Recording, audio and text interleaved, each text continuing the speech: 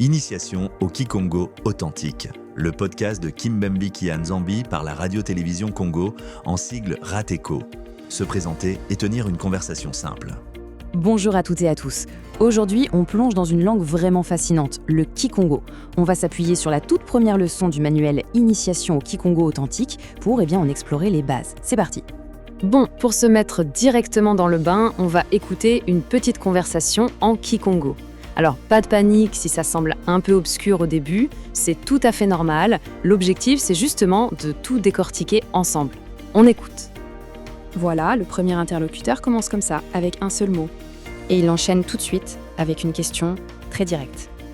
La réponse, courte, efficace. Ensuite, on a une phrase un peu plus construite. Ça ressemble à une sorte d'explication. Et ça se termine comme ça, avec une formule de politesse pour clore la conversation. Bon, alors, qu'est-ce que tout ça veut dire ? Ça peut paraître un peu complexe, mais vous allez voir en fait, avec juste quelques briques de base, tout va s'éclairer. On commence donc par les fondations. Et comme pour n'importe quelle langue, évidemment, tout part de l'alphabet et des sons. C'est la base de tout. Alors, voyons un peu comment ça se passe en Kikongo. Alors, première chose à savoir, le Kikongo utilise 24 lettres de l'alphabet latin. Donc, pas de grosse surprise ici.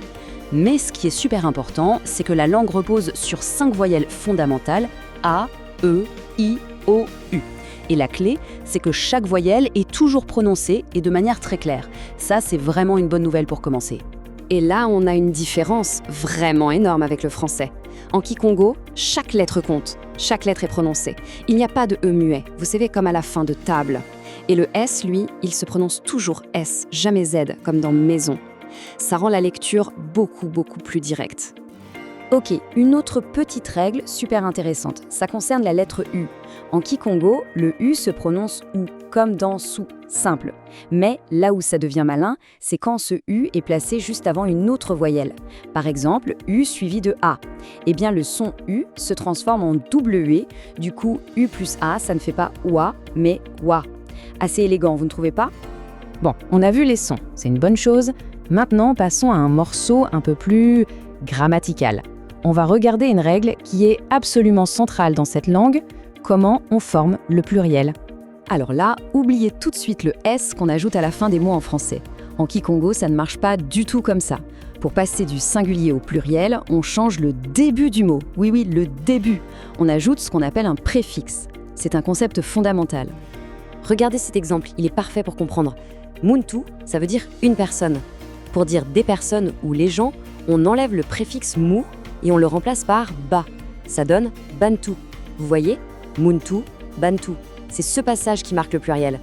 D'ailleurs, ce système, c'est vraiment la marque de fabrique de toute une famille de langues, les langues bantoues.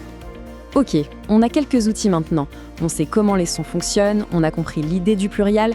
Alors, si on retournait à notre conversation du début, je suis prête à parier que maintenant, elle va paraître beaucoup moins étrange. Alors, on se souvient du premier échange ? C'était tout simple, une salutation réciproque.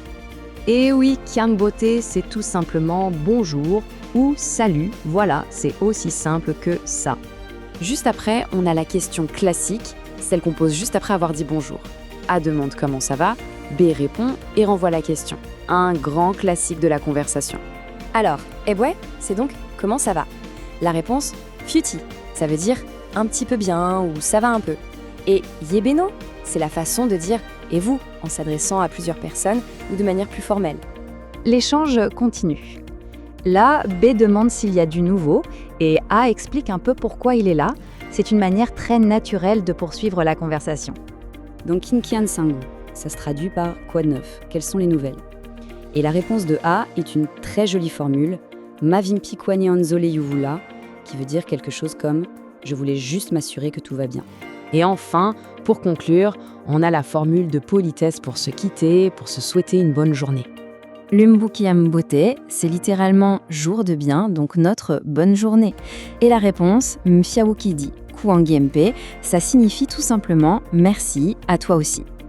Et voilà, en l'espace de quelques minutes, ce qui n'était qu'une série de sons est devenu, une conversation qui a du sens.